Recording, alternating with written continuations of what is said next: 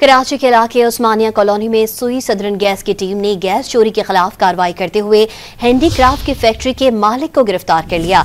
मजीद जानते हैं don news के नुमाइंदे सैयद वसीम से। जी वसीम, कार्रवाई का मजीद अहवाल बताइएगा।